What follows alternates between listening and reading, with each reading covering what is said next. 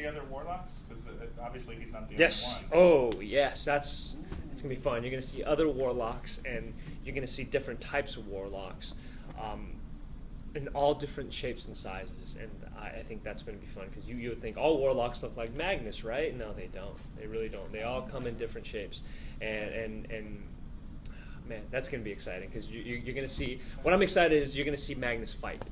Oh, nice. Okay.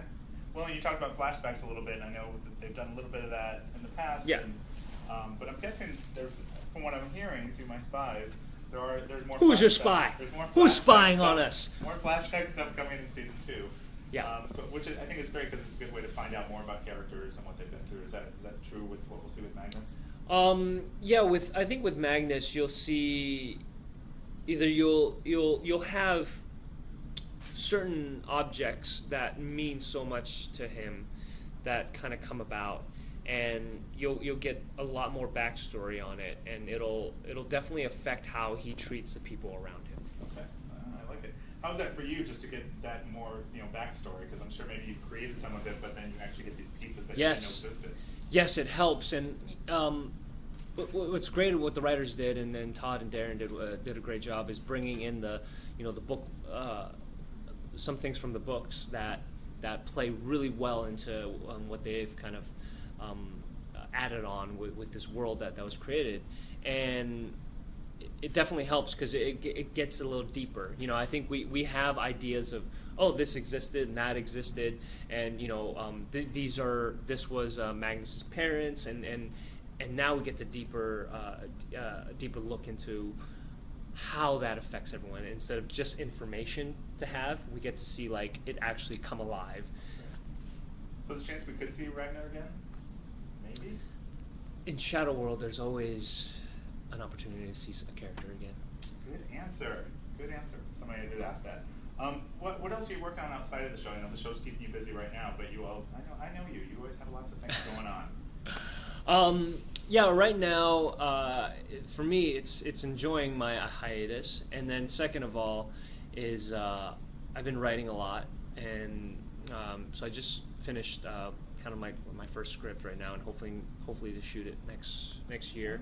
And right now, what's been cool is still getting reaction from like Single by 30 that came out, and especially when YouTube Red starts rolling out in different countries, it's really amazing these times around. Like usually you do a show and you're like, okay, well that had its window and it's done, but to see people still just watching it and reacting it like it's new, it's pretty amazing times that we live in. So that's been pretty cool. And Single by 30 is still out there. People haven't watched it yet. They can just go to YouTube Red. They can binge watch it now on YouTube Red, and it's been pretty cool to see people react to it because. A lot of people are still single before 30, So, or even if they're not, if they're married by then, it's still a story that's really interesting and fun for them. Okay. We still have a few minutes left with Shum Jr. We're talking about Shadowhunters 2 here in the TV Guide magazine offices. I wanted to ask you about Single by 30 because we talked when the show. See, there we go. How was it to place a character like Peter, especially after spending time playing Magnus, which is such a otherworldly kind of character, but it really showed you you definitely do both. But how was it for you? It's a lot for me when I finish the project. I think it's always hard for me sometimes to do ADR on certain projects because I look at it and I'm like, oh man, how do I get back into that without like fully prepping? Because you bounce out a project, I kind of just like let it go and leave it and like, okay, I'm done with that project. What do I have in front of me right now? And so it was, I guess it was, I wouldn't say easy in a sense, but it was a lot easier just to kind of jump into a new project because I like Magnus is just in the back of my head, it's just like he's just there and jumping into it the same way. It's like Peter's gone, Magnus is back. I think for me it also helps with conversations. You want to multitask, but at the end of the day, you're gonna get the best conversations when you're just one-on-one and you're actually having your full attention with whoever's in front of you. Yeah, and you've been acting so much lately. When are we going to see you dance again? It's been, you've been busy in front of the screen. Possibilities. Acting. There's stuff coming up that I will. You know what? I think it's always the right things. I want to be able to be in the right project that utilizes dance in the way that I love. And I love and other things I'll just stay as like kind of a viewer and love Yeah. dance watching it. But I'm excited for these couple projects that are coming up that I'll definitely be dancing and telling stories through dance. Nice. Well, I know a lot of people first saw you in Glee. That was a big thing for you. And we found this old TV Guide magazine cover. Look at That's that. you. That's Harry on the Grabbing the cover hot of list. TV Guide magazine. Trying to steal the hot list. Back in November 2010. That's right. Awesome. I mean, that's...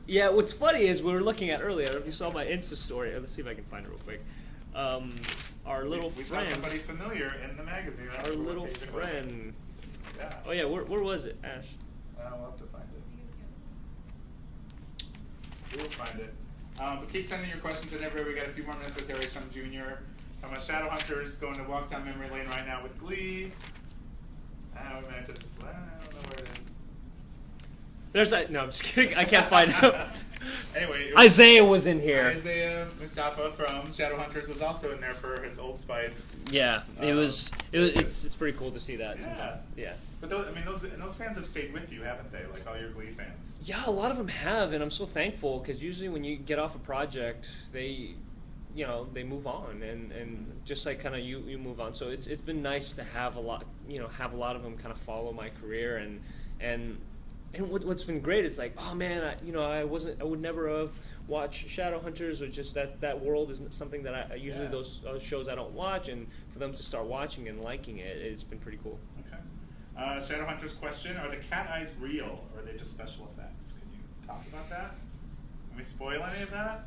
I am a real cat in the inside. You will never know if it's true or not. Okay, so keep watching, keep watching. What are you most excited about with season 2? I know the first season ended in a really cool place, but I'm sure we're going to go a lot of other places outside of just Frank and Jace. Yeah, I know. Yeah, no, I think it's finding people like I'm excited for the exploration of like Magnus and Simon, their relationship, and Raphael, and knowing a little more about what did Magnus do? Like, who were his relationships that he had before, his friendships and the mentors when he was a mentor, or he still is. And I think that's what's really fun. And even the other characters, they start interacting with other characters that you didn't see them interacting in season 1, and I think that's what's fun. That's what Todd and Darren are really trying to do. They're really trying to draw out the relationships, and not just the romantic ones, but the ones outside of it. Just because it's that's what really gives you an inside look of this, what it means that they might lose in this war that could end it all. Okay. What is it like for Magnus and Simon to be hanging out? Because they're different kinds of guys, but there might be some similarities. What do we see with them? I think similarities is them being outsiders. Okay. I think Simon is really not used to this. I mean, he's used to kind of maybe feeling a little bit of an outsider as a teenager, but this is completely like you basically your family life. You have to keep all these secrets, and you can't interact with them like you used to. And with Magnus, is just teaching him like you're actually stronger than you think, and harnesses his powers and also his confidence. But Alberto is amazing. He's so much fun to act with, and what he brings to the Simon role is really special. And every time we have scenes together, I think we always find something really interesting that didn't live on the page. Oh, good. Okay, so these are all the countries that people watching. You want to go through that list of countries? Everybody watching this Facebook Live? Oh, this is great. USA, where's that?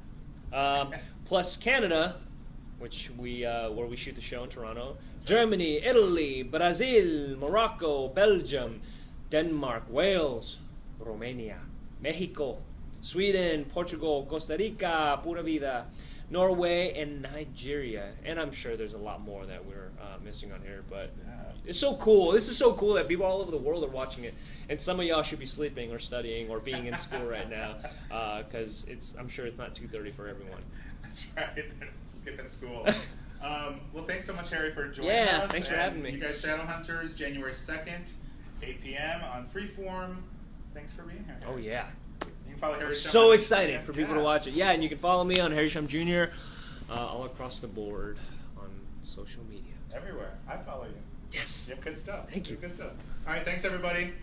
Bye.